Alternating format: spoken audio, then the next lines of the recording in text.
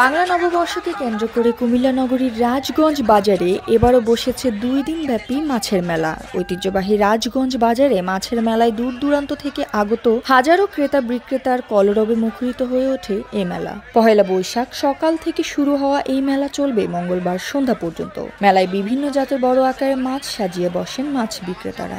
শতবর্ষী এই মেলার আয়োজন করা হয় কুমিল্লা সিটি কর্পোরেশন এলাকার ৫ নম্বর ওয়ার্ডের মোগলটুলি এলাকায় রাজগঞ্জ বাজারে। প্রতি বছর পহেলা বৈশাখকে কেন্দ্র করে গড়ে ওঠে বৃহৎ মাছের বাজার মাছের মেলা, যেখান থেকে এই অঞ্চলের মানুষ খুঁজে পায় তরতাজা মাছের স্বাদ। এবছর কুমিল্লা ও দেশের বিভিন্ন প্রান্ত থেকে ৫ শতাধিক বিক্রেতা বিভিন্ন সাইজের মাছের পসরা সাজিয়ে বসেন। ৫ কেজি থেকে ২০ কেজি ওজনের কাতল, রুই মাছ উঠেছে এবারের মাছের মেলায়। অন্য মাছের সরবরাহ রয়েছে প্রচুর। ৫ থেকে ১০ কেজির মাছ বিক্রি হচ্ছে ৩ থেকে ৫০০ টাকা কেজি দরে। ১০ কেজির উপরে সাইজের মাছ বিক্রি হচ্ছে ৮০০ টাকা থেকে ১৫০০ টাকা কেজি দরে। রাজগঞ্জ বাজার থেকে এই মাছের মেলার পরিধি বাড়ে চারদিকে অর্ধ কিলোমিটার পর্যন্ত। ভোর থেকে তাজা এবং জীবন্ত মাছ নিতে বাজারে ভিড় করে বিভিন্ন বয়সের মানুষ। ঐতিহ্য ও বিশেষত্বের জায়গায় এসে দাঁড়িয়েছে কুমিল্লা নগরীর রাজগঞ্জের বিভিন্ন মাছের মেলাটি। যুগ যুগ ধরে বৈশাখী মাছের মেলার ঐতিহ্য টিকিয়ে রেখেছে গ্রামগঞ্জের মৎস্য ব্যবসায়ীরা।